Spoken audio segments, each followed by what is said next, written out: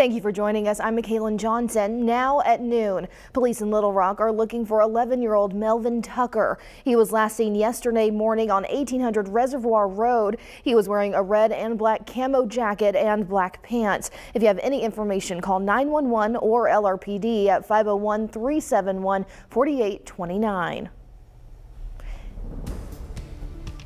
And now meteorologist Scott Covert joins us on this frigid Friday. It is Christmas Eve, and it feels like it. It is so cold outside. It does. You know, we complained a lot last year because we were in the 80s. We set some records for high temperatures on Christmas. And today, this morning, you know, Mackailyn, we actually got really close to setting a very different kind of record. Look at these low temperatures we reached this morning. 2. That's as low as it got in Little Rock, and the all-time record high, it was set back in 1989 of -1. So we got pretty close. 2 in Mount Ida, 0. The temperature in Clinton, the coldest spots on the map, down to -6 this morning in Harrison, -5 in Fayetteville. Our wind chills this morning dropped as low as -20 in Little Rock. Thankfully, it's improving. Although even here at the noon hour in the capital city, it feels like -2. But there's enough of that wind that wind chill is going to be with us most of the day. In fact, it's at most going to feel like we're in those upper single digits over the next few hours, eventually dropping back off tonight. What's your Christmas weekend look like? Well, I'll tell you this, it's going to be cold, but I'm tracking a big warm up. The details on when you can expect it coming up in a few moments.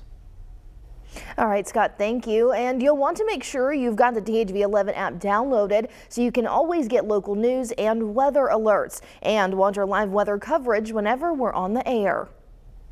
A lot of us are cranking our heat, and energy companies are keeping a close eye on any possible power outages. An Entergy spokesperson tells us the gusty winds were the biggest concern because of trees knocking down power lines. But as far as power grids go, she says they should be able to meet the demand, but there's a chance they could malfunction because of the extreme cold temperatures.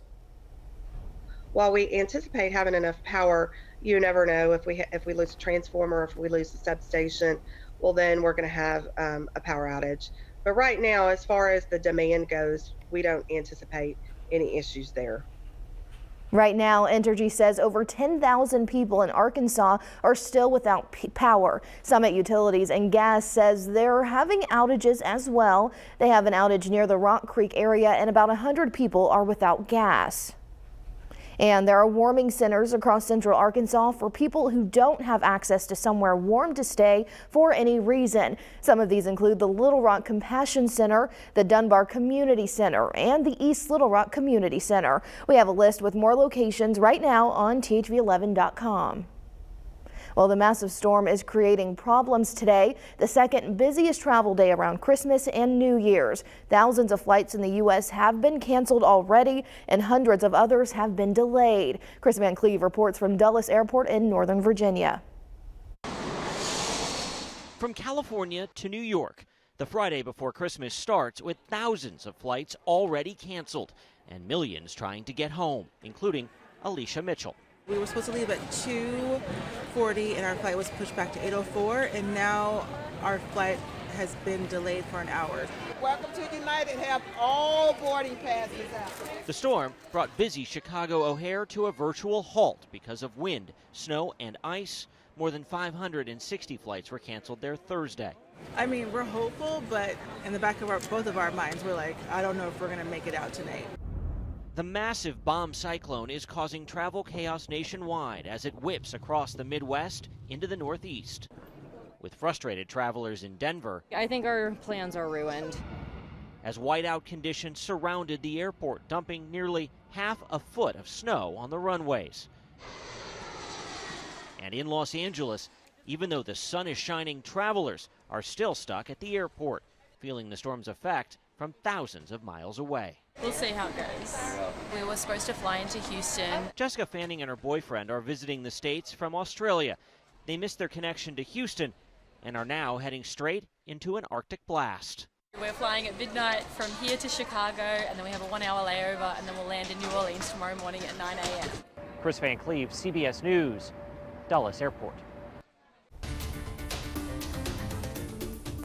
Overnight, the January 6th committee has released its final report. It finds, quote, the central cause of January 6th was one man, former President Donald Trump. The committee says due to his alleged involvement in the violence of that day, he should be barred from holding office in the future. Scott McFarland has the report. The final report is out, and it lays out in explicit detail how Donald Trump allegedly engaged in a multi-part conspiracy to overturn the lawful results of the 2020 presidential election. Incited a mob, put his vice president's life in danger, and tried to subvert the Justice Department and local election officials.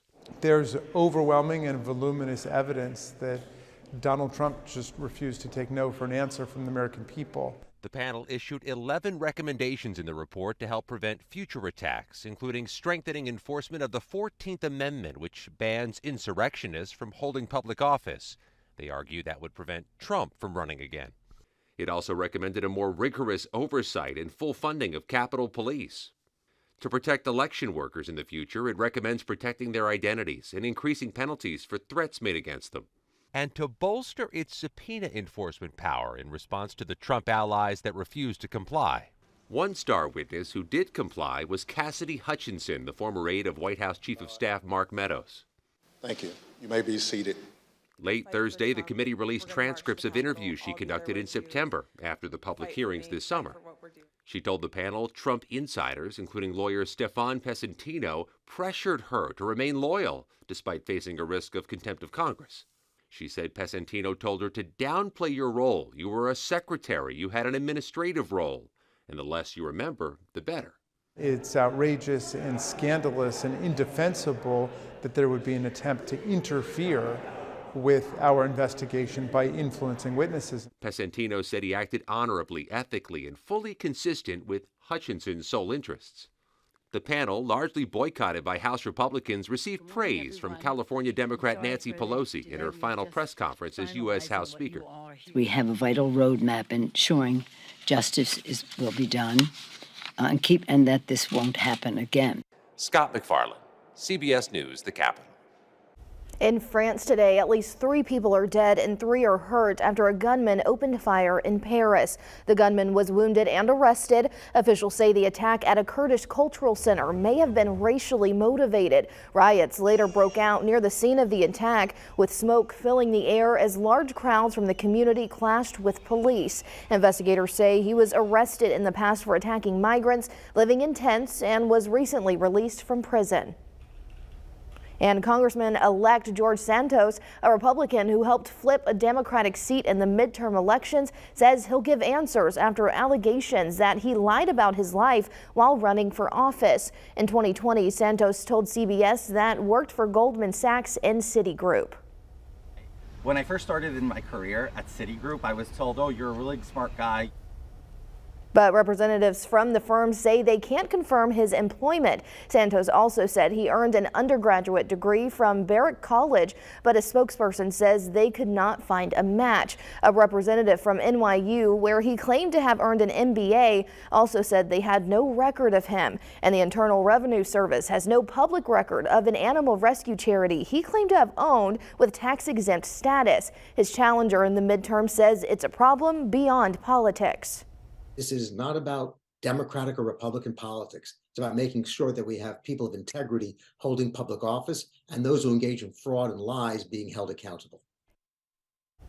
And the Senate passed a massive $1.7 trillion spending bill. It finances the federal agencies through September and provides more military and economic aid to Ukraine. Next, it goes to the House for a final vote before it will be sent to President Biden to be signed into law. It's one of the busiest times of the year for thieves to target your identity. This is prime season for texting scams. Christine Lazar explains how to spot them and how to not fall for them. Well, if you're like me, you're glued to your cell phone this time of year, and it's because you're more likely to be busy and distracted that thieves see the holiday season as a great time to strike. Last holiday season, nearly 75% of Americans were targeted by scams.